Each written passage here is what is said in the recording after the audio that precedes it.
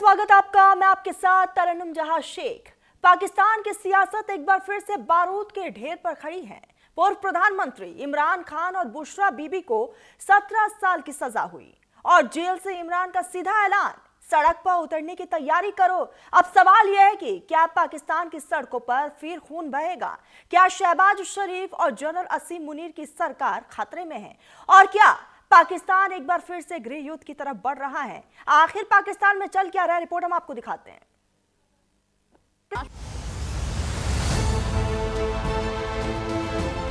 तोशाखाना 2 भ्रष्टाचार मामले में पाकिस्तान के पूर्व प्रधानमंत्री इमरान खान और उनकी पत्नी बुशरा बीबी को 17 साल की जेल की सजा सुनाई गई है। फैसला आते ही पाकिस्तान की राजनीति में भूकंप आ गया। जेल में बंद इमरान खान ने अपने समर्थकों को लीगल टीम के जरिए बड़ा संदेश भेजा। इमरान ने साफ कहा कि ये फैसला राजनीतिक बदले की कार्रवाई है और इसे इस्लामाबाद हाई कोर्ट में चुनौती दी जाएगी। इमरान खान के पास भले ही सोशल मीडिया का एक्सेस नहीं है, लेकिन उनका संदेश पूरे पाकिस्तान में गूंज रहा है। इमरान खान का लीगल टीम के जरिए बड़ा संदेश।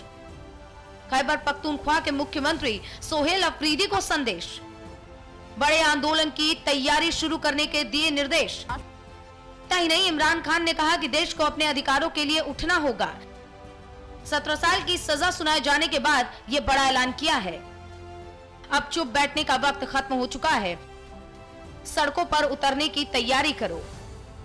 पाकिस्तान के खैबर पख्तूनख्वा के मुख्यमंत्री सोहेल अफरीदी ने इमरान खान की रिहाई को लेकर शहबाज सरकार और पाकिस्तानी सैन्य नेतृत्व के खिलाफ बड़े आंदोलन का ऐलान कर दिया है। पूर्व प्रधानमंत्री इमरान खान का संदेश लेकर अफरीदी सड़कों पर उतर आए तो सूत्रों के मुताबिक अफरीदी ने साफ शब्दों में कहा है कि इमरान खान का नारा है आजादी या फिर मौत, और अब उसी रास्ते पर चलकर लड़ाई लड़ी जाएगी। अफरीदी ने कहा कि उन्हें धमकाया जा रहा है कि प्रदर्शनकारियों पर गोली चलाई जा सकती है, लेकिन वो डरने वाले नहीं हैं। सरकार के खिलाफ बड़े आंदोलन का ऐलान। खैबर पख्तूनख्वा के मुख्यमंत्री ने किया ऐलान। इमरान खान का नारा है आजादी या फिर मौत। अब इसी रास्ते पर चलकर लड़ाई लड़ी जाएगी।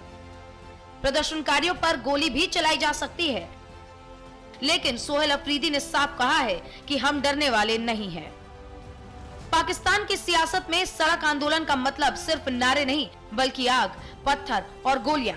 2014 का धरना हो या फिर 9 मई 2023 की हिंसा, इमरान खान के समर्थक सड़कों पर उतरते ही राज्य से टकरा रहे हैं। सरकारी इमारतें जली, सेना प्रतिष्ठानों पर हमले हुए और दर्जनों लोग मारे गए। आज हालात उससे भी ज्यादा संवेदनशील है। एक तरफ कमजोर अर्थव्यवस्था तो दूसरी तरफ जनता में गुस्सा, और ऊपर से इमरान खान का ये सड़क आंदोलन।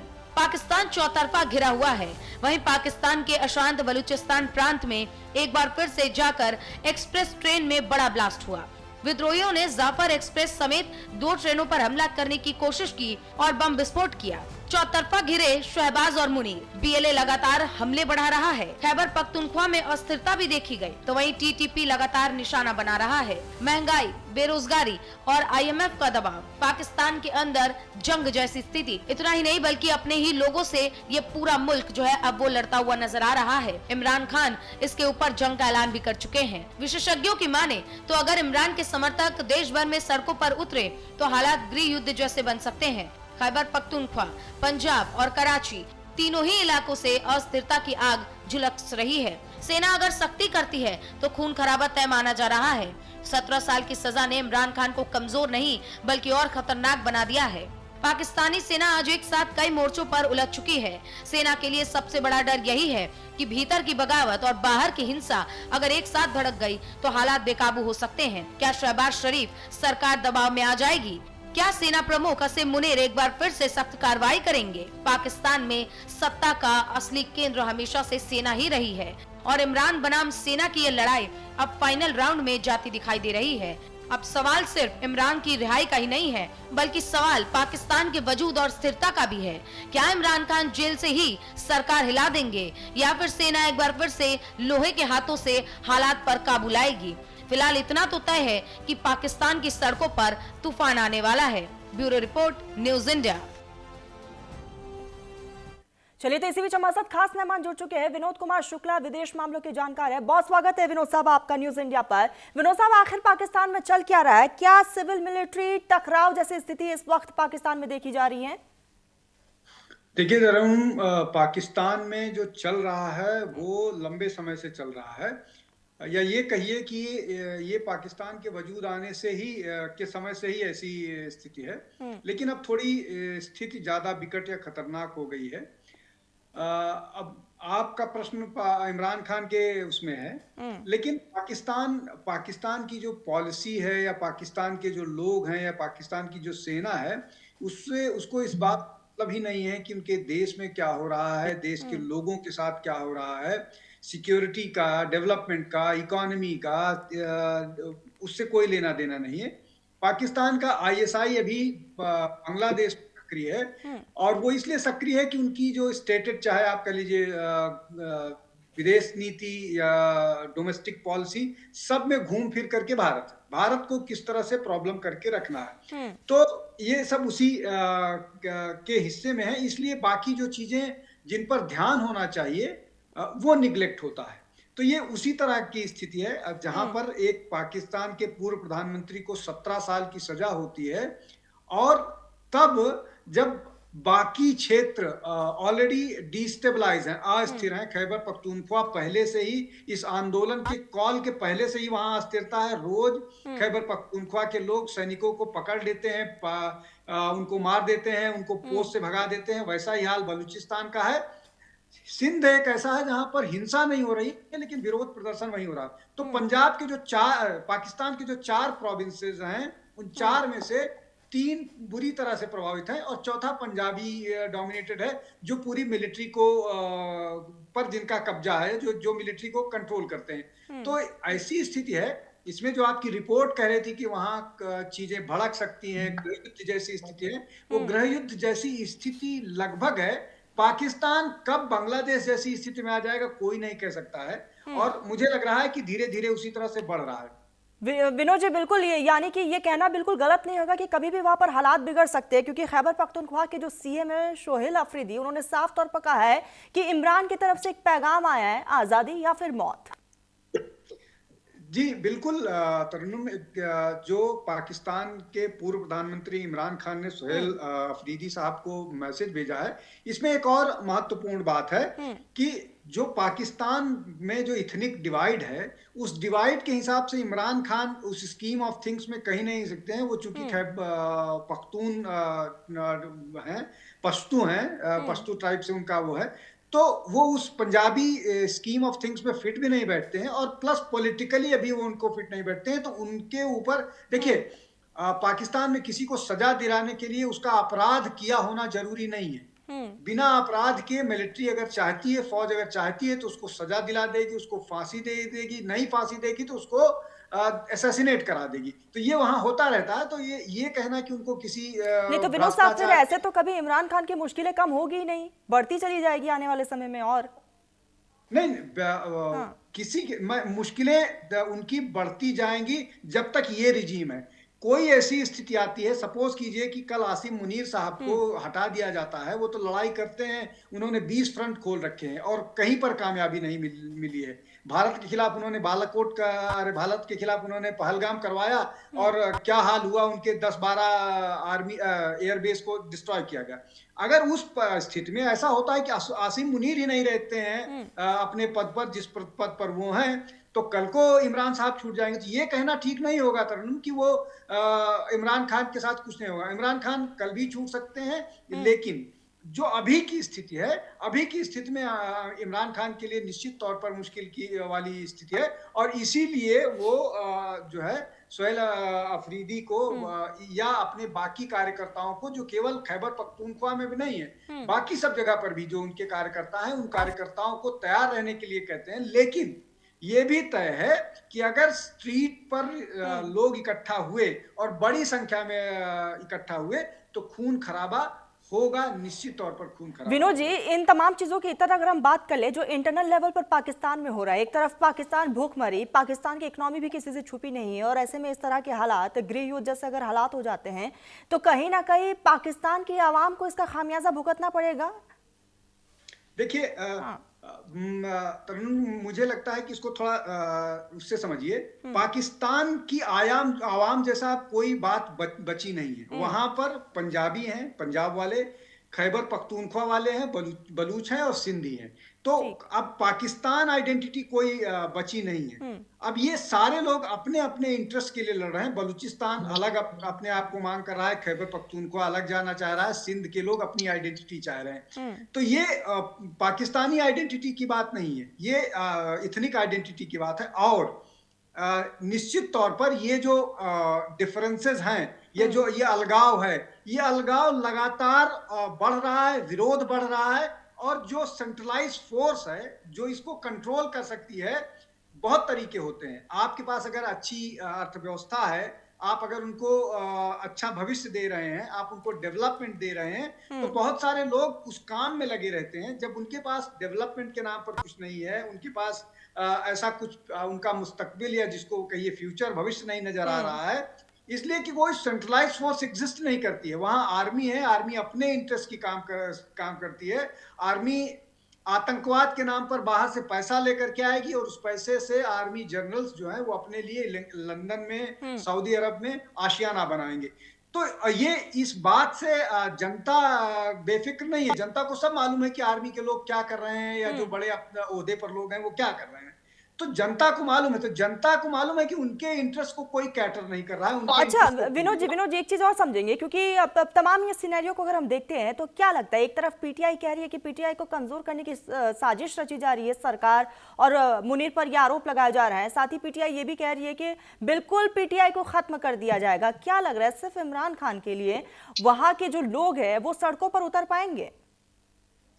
नहीं, देखिए सड़कों पर उतर पाएंगे, अब इसमें डिपेंड करता है कि उनके कॉल को कितना, देखिए जेल में रहने पर कितना लोग उनके समर्थन में खड़े हो पाते हैं। खैबर पख्तूनख्वा में चूंकि उनका अपना मुख्यमंत्री है, तो वहां पर मतलब उस आइडियोलॉजी का, तो वहां पर तो मान लीजिए भीड़ इकट्ठा कर लेंगे, लेकिन पूरे पाकिस्तान में ऐसा कर पाएंगे, इसको लेकर के थोड़ा सा डाउट है। क्योंकि जेल में रह रहे हैं, जेल में मैसेजेस कितना जनता तक पहुंच पाता है, कितना नहीं पहुंच पाता है, ये एक बड़ा प्रश्न है। तो ये एक मास मोबिलाइजेशन वाली स्थिति हो पाएगी नहीं हो पाएगी, इसको लेकर के मुझे थोड़ा डाउट है। लेकिन जैसा मैंने कहा कि जो जैसे सेंट्रलाइज्ड यूनिट नहीं है ना, सब अपने अपने इंटरेस्ट की बात कर रहे हैं, तो वो अलग अलग जरूर ये लड़ते हुए नजर आएंगे। ठीक है विनोद साहब, मैं आपको काफी माफी के साथ रोकना चाहूंगी। इसी बीच हमारे साथ पीजे मीर, वरिष्ठ पत्रकार पाकिस्तान के जुड़ गए हैं। बहुत इस्तकबाल है न्यूज इंडिया पर आपका। मीर साहब, आखिर पाकिस्तान में चल क्या रहा है? क्या सच में गृह युद्ध जैसे हालात जमीनी सतह क्या कहती है? देखिए, इस वक्त नेचुरली काफी रिजेंटमेंट है, बिकॉज ये जो अभी एक जजमेंट आई है 17 इयर्स की, ये कम से कम मैं समझता हूँ कि बहुत ज्यादती है, बहुत ज्यादा है for something which is still to be determined. अभी ये केस आगे जाएगा, सुप्रीम कोर्ट में जाएगा और वहां हम देखेंगे।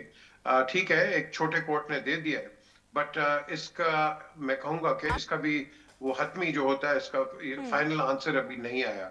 यस, इमोशंस काफी हाई रन कर रहे हैं, खुशी भी मनाई जा रही है, यहाँ अफसोस भी मनाया जा रहा है, रिजेंटमेंट भी हो रही है। नेचुरली वो एक पॉलिटिकल, एक पॉपुलर लीडर हैं, और पॉपुलर लीडर्स के साथ यही होता है। पहले हमने नवाज शरीफ के साथ भी देख लिया, बेनजीर के साथ भी देख लिया, जनरल मुशर्रफ के साथ भी देख लिया, हमने सारों के साथ देखा है। तो मैंने यही कहा कल भी टेलीविजन पे अपने लोकल पाकिस्तान में कि ये एक पॉलिटिकल एक्सरसाइज है कि जो कोर्स सारों ने करना पड़ता है। सब जेल में जाते हैं तो ये लीडर बन जाते हैं, पूरे हिंदुस्तान ले लो, पाकिस्तान ले लो, बांग्लादेश ले लो, सब ले लो, ये जब तक जेल में नहीं जाएंगे ये लीडर्स नहीं बनते।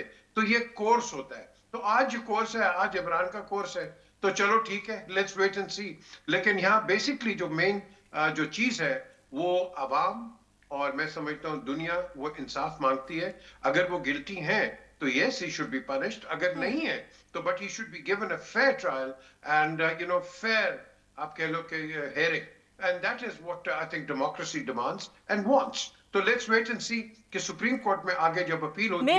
मीर साहब, पीटीआई कह रही है कि पार्टी को कमजोर किया जा रहा है, और मुनीर सरकार पर, शहबाज सरकार पर यह आरोप लगाया जा रहा है कि सच में पीटीआई को खत्म कर दिया जाएगा, और इसीलिए एक प्री प्लान तरीके से उनको फंसाने की कोशिश है। क्या वाकई ऐसा है?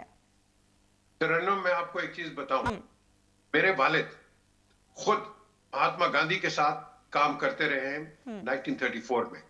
और जब मुझे तो नहीं पता था ये कौन है, तो जब मैं बड़ा हुआ उनसे पूछा तो उन्होंने मुझे गांधी जी के लिए बहुत चीजें बताई। और जो गांधी जी की रेजिस्टेंस थी डिस्पाइट बीइंग इन जेल, कोई खत्म नहीं हुई। तो इमरान खान की जो मर्जी आप कर लो, उसकी जो रेजिस्टेंस है वो खत्म नहीं होगी। लोग उसके साथ हैं, लोग उसके पीछे हैं। वो एक पॉपुलर लीडर है, यस, एक मुसीबत में है, but at the end of the day ये कहना कि वो अंदर हो गया तो बात नहीं निकलेगी, खैबर पख्तूनख्वा में होगा या इधर होगा, उसकी उसकी पूरे पाकिस्तान में उसकी एक मेरी नजर के अंदर एक पॉपुलैरिटी है। आप रोड पे चले जाएं, इमरान खान का एक नाम है। तो ये कहना कि बिल्कुल वो खत्म हो गए, इस तरह नहीं होता। हमने तो पहले भी कहा था कि बेनजीर खत्म होगी, वो आ गई। आपने कहा था कि जरदारी खत्म हो गया, 11 साल के बाद वो बिल्कुल, सदर हाँ। पाकिस्तान बन गए। तो ये नहीं होता। ये कोई भी ये चीजें जो होती है ये टेम्परेरी, आप कह लो कि एक फिनोमेना होता है जिसको आप परमानेंट में नहीं कहते, क्योंकि सियासत एक ऐसी चीज है जिसके दरवाजे कभी बंद नहीं होते। ठीक है विनोद साहब, मैं आपके पास ही आऊंगी क्योंकि जो हालात इस वक्त पाकिस्तान में बने हुए हैं, आंदोलन पाकिस्तान को आर्थिक रूप से जरूर कमजोर करेगा। क्या जो आईएमएफ की जो डील है उस पर भी इसका असर देखने को मिल सकता है? देखिए तरन्नुम, पहले तो एक बात मैं मीर साहब को क्लियर कर दूं, मैंने बिल्कुल ऐसा नहीं कहा कि इमरान साहब को कमजोर हुए हैं। मैंने बिल्कुल ऐसा नहीं कहा। मैंने सिर्फ नहीं, ये कहा कि बिल्कुल, हाँ। मास मूवमेंट बाकी जगहों पर बना पाएंगे कि नहीं बना पाएंगे, ये डाउट है, और ये मेरा अपना ओपिनियन है एग्जैक्टली, कि हाँ। जी। अब आप जो बात कर रहे हैं कि आईएमएफ को लेकर के, कि आईएमएफ से क्या मिल पाएगा, कितना मिल पाएगा, कितना, देखिए आईएमएफ को लेकर के जिस तरह की स्थिति है, वो शायद हो सकता है इस तरह के निगोशिएशंस हो, जिस तरह से आजकल अमेरिका मेहरबान है, उनको पैसे मिल भी जाएं, कुछ चीजें चूंकि पहले से ही सैंक्शन है तो कुछ मिल भी गया है। लेकिन मेरा सिर्फ अभी भी वो जो मैंने पहले बात कर रहा था कि उस पैसे का क्या उपयोग वहां की जनता को, वहां की जो लोग हैं जिनके जो एक एक चीज के लिए मुहताज होते जा रहे हैं, क्या उनको मिल पाएगा या नहीं मिल पाएगा, ये बड़ा प्रश्न है। और मैं इस पर बहुत जिसको बोलते हैं आशावान नहीं हूँ, बहुत पॉजिटिव नहीं हूँ। नहीं मिल पाएगा। वो सारा पैसा किसी न किसी बहाने से या तो भारत के खिलाफ इस्तेमाल होगा आतंकवाद को के लिए, या उस पैसे से लंदन में जो पाकिस्तानी जनरल्स हैं उनके घर खरीदे जाएंगे। इससे ज्यादा उसका कोई इस्तेमाल नहीं है। और अगर ऐसा हुआ होता तो आज पाकिस्तान का वही नहीं हाल होता जो अभी है। हमने और पाकिस्तान ने एक साथ यात्रा शुरू की थी, और आज हम कहां पर हैं, वो कहां पर हैं, और उसके पीछे यही सारे थे कि मिलिट्री ने चूंकि हमेशा वहां कंट्रोल किया, और मिलिट्री ने जो डेवलपमेंट होता है वो होने नहीं दिया, और वहां की जनता को अफीम चटाया गया भारत के खिलाफ, एंटी इंडिया। भारत के मुसलमान पाकिस्तान के मुसलमान से लाख गुना बेहतर है, बढ़िया कर रहे हैं, अच्छे जगहों पर है, अच्छे ओहदे पर है, और वही जो इस्लाम के नाम पर देश बना उसका क्या हाल है। तो ये मैं बहुत होपफुल नहीं हूँ। पैसा चाहे उनके पास जहां से आ जाए, और वो आतंकवाद से अपने आप को पीड़ित दिखा करके पैसे लेते रहेंगे। आईएमएफ से उनको पैसा मिलने में कोई दिक्कत मुझे नहीं लगता है कोई होगी। मेरा अपना एप्रीहेंशन है कि उस पैसे का गलत इस्तेमाल होगा। मीर साहब, आपके पास ही आऊंगी। दहशतगर्दी को पनाह पाकिस्तान देता है, ऐसा आरोप लगता आया है। क्या आप विनोद साहब के बात से इत्तेफाक रखते हैं? इनकी कई बातों से यस मैं कर रखता हूं, लेकिन देखें पाकिस्तान कभी किसी दहशतगर्द को नहीं रखता। पाकिस्तान ये कहना कि पाकिस्तान रखता है, ये गलत बात। देखो सबसे विनोद बड़ा साहब effect मुस्कुरा तो रहे, आऊंगी पाकिस्तान मैं है। आपके पास। हाँ मीर साहब जवाब रखिएगा। हाँ नहीं, अच्छी बात है, मुस्कुरा रहे, मुझे अच्छा लगता है। हाँ। लेकिन बात यह है कि जो दहशतगर्दी है, आपका क्या ख्याल है सबसे ज्यादा इफेक्टिव कौन है? पाकिस्तान है।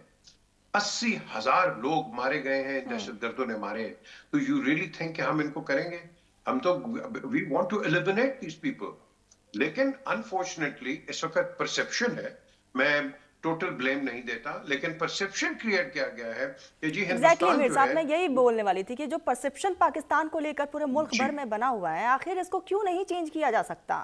बहुत प्यारी बात आपने की। इसलिए नहीं किया जाता क्योंकि इंडिया इंटेलिजेंस शेयरिंग नहीं करता। अगर इंडिया, ये आप कहते हैं ना मिलिट्री से आगे, यस मिलिट्री रहेगी पाकिस्तान के अंदर, वो उस वक्त तक रहेगी जब तक कि हिंदुस्तान और पाकिस्तान के रिलेशंस ठीक नहीं होंगे। ये एक डेटरेंट होता है। जरूरी नहीं होता कि हिंदुस्तान अटैक करे या पाकिस्तान अटैक करे, ये एक डेटरेंट है। इस डेटरेंट को खत्म करें। बिल्कुल इस पैसे को आप अवाम पे लगाएं, उनकी उनकी बेहतरी के लिए आप पैसा लगाएं, लेकिन ये उस वक्त होगा जब दोनों बैठ के एक दूसरे के साथ बातचीत करेंगे। एक कहता है मैंने करनी है, दूसरा कहता है मैंने नहीं करनी। ये दोनों अगर लॉगरहेड्स में रहे हैं तो नुकसान किसका है? इंडिया की लेकिन अवाम का है, मीर साहब आप एक बात पाकिस्तान की बताइए, अवाम। हमेशा हिंदुस्तान जो है वन टेबल टॉक के लिए अक्सर रेडी रहता है और कई बार हुआ भी है, लेकिन फिर पाकिस्तान की तरफ से कहीं ना कहीं अटैक हो जाता है। तरन्नुम देखें, ये एक परसेप्शन है। अगेन, पाकिस्तान क्यों अटैक करेगा इतने बड़े मुल्क को? पाकिस्तान क्यों एक ऐसा अननेसेसरी पंगा लेगा? Why why what will it gain? क्या इंडिया को वो फतह करेगा? वो क्यों? India is India, Pakistan is Pakistan. The question is, ये जो बॉर्डर के अंदर जो स्कर्मिशेस हम देखते हैं, ये इलेक्शंस की स्कर्मिशेस होती हैं और इनकी वजह से आप कहते हैं 2+2 नहीं होता, 2+2 इज इक्वल टू 2+8। हम उसको बात का बतंगड़ बना के दे देते आगे। इस चीज को हमने अवॉइड करना है। हम कब तक इस तरह करते रहेंगे?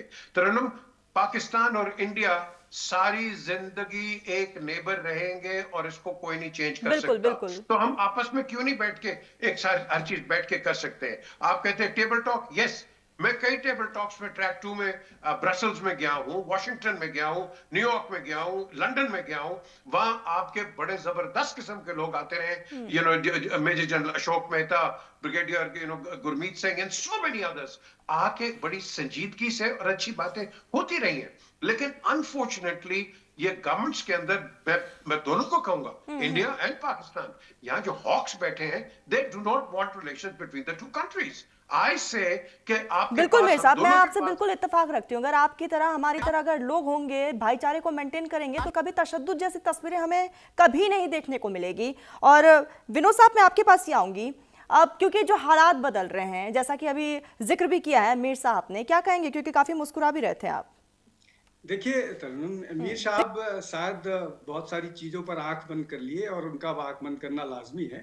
अब उसामा बिन लादेन जो है एबोटाबाद में टूरिज्म के लिए तो नहीं गया था, या वो वहां पर एक्सकवेशन के लिए तो नहीं गया था, जो साइट्स हैं आर्कियोलॉजी की, या सैयद सलाउद्दीन, हाफिज सईद जैसे लोग जो पाकिस्तान में हैं, जिनका प्रूफ दिया जा चुका है, वो उसके नहीं है। अब एक और आरोप लगा दिया मीर साहब ने कि भारत कुछ करता नहीं है। अरे भाई, अटल बिहारी वाजपेयी बस लेकर के लाहौर तक गए थे। इस रिजीम ने, जिसने टॉक बंद की है, वो अपनी अनप्लान्ड यात्रा करके मोदी साहब पहुंचे थे और उसका खामियाजा भारत में उनको अब तक भुगतना पड़ता है कि वो बिरयानी खाने वहां पहुंच गए थे। वो बेचारे वेजिटेरियन आदमी है। अब आपको दूसरी बात कहते हैं भाई, कह रहे हैं कि हम ये नहीं कह रहे हैं कि पाकिस्तान में आतंक, भाई आपने सांप पाल रखा है तो आपको भी काटेगा। भारत में जितने हमले हो रहे हैं उसका एक एक प्रमाण दे दिया जा रहा है, जितने हुए हैं। उसके अलावा भारत ने अभी जो ऑपरेशन सिंदूर किया था, उसमें जितने भी आतंकवादियों को मारा गया है उसकी बाकायदा लिस्ट बताई गई है। उसके बाद भी अगर आप आंख बंद करके रखेंगे तो ये आप अपने साथ अन्याय कर रहे हैं। मैं पाकिस्तान की जनता के साथ अन्याय कर रहे हैं। आप कह रहे हैं कि जो डिटरेंस है, जब डिटरेंस किसके खिलाफ आप बता रहे हैं? डिटरेंस बराबर के लोगों के खिलाफ हुआ। भारत ने कभी पाकिस्तान पर हमला किया? जितने भी हमले हुए हैं वो पाकिस्तान ने भारत पर किए थे, भारत ने एक भी हमला नहीं किया। तो आप डिटरेंस किस लिए बता रहे हैं? आप बताइए, 48 में आपने हमला किया, 71 में आपने जो किया था, उसके बाद 65 में आपने किया, उसके बाद कारगिल हुआ, कारगिल में आपको बताया गया। तो आप अगर इस तरह की रणनीति रखेंगे, और आपके प्राइम मिनिस्टर क्या कहते हैं, आपके नेता क्या कहते हैं कि भारत के साथ हम 1000 ईयर वॉर करेंगे, 1000 कट्स की बात करते हैं। आप अपने नेताओं के बयान को देखिए, उसके बाद भारत पर आरोप लगाइए। मतलब इसको ऑस्ट्रिच सिंड्रोम कहते हैं। अगर आप खतरे से आंख बंद कर लीजिएगा, वो आपका नुकसान है। और आप नुकसान में इस तरह की स्थिति में है जहां से there is no return.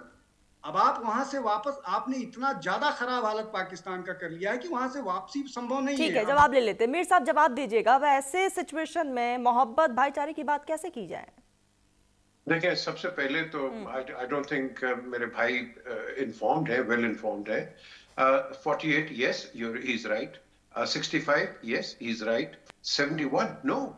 Pakistan did not start it. I agree. Sir, I fought in that war. I was a second lieutenant. I fought in that war. I know. मैं आपको बताता हूँ। और दूसरी चीज ये है, आज जब बात करते हैं पहलगाम की, यूनाइटेड नेशंस की क्या रिपोर्ट है 4 दिन पहले? मुझे बता दें, वो पाकिस्तान ने बनाई है? वो किसने बनाई है? यूनाइटेड नेशंस की रिपोर्ट है, मेरी नहीं है। आप उनकी रिपोर्ट को उसको भी रिफ्यूट कर दें। देखें, बात सुने, हमें एक्सेप्ट करना चाहिए। अगर पहलगाम में कोई हुआ है, मैं सबसे पहले एज अ पाकिस्तानी, मैं सबसे पहले इसको कंडेम करूंगा कि उन इनोसेंट लोगों को मारना, जो मर्जी दहशतगर्दों कहां के हो, who will say कि नहीं जी well done? No, it is not well done at all. The question is कि जब आप एक प्रोवोकेटिव एक रिजेंटमेंट उसके आगे आएगी तो फिर पाकिस्तान से भी आएगी। तो हम दोनों इसी रिजेंटमेंट में और प्रोवोकेशन में एंड उसके अंदर हम लगे रहेंगे। तो मुझे बताएं, इसमें जीत किसकी है? दहशतगर्द की है। जब तक हम आपस में एक नहीं होंगे मेरे भाई, हमें दहशतगर्द हर जगह इस्तेमाल करेगा। मैंने बड़ी देर पहले कहा हुआ है, इंटेलिजेंस शेयरिंग करो। अगर आपको नजर आता है ना इधर, बताओ पाकिस्तान को। ठीक है मीर साहब, वक्त की बेहद कमी है। विनोद साहब, मीर साहब, आप दोनों ने बहुत कीमती वक्त न्यूज इंडिया को दिया, बहुत बहुत शुक्रिया आप दोनों का। फिलहाल बुलेटिन में बस इतना ही। आप देखते रहिए न्यूज इंडिया।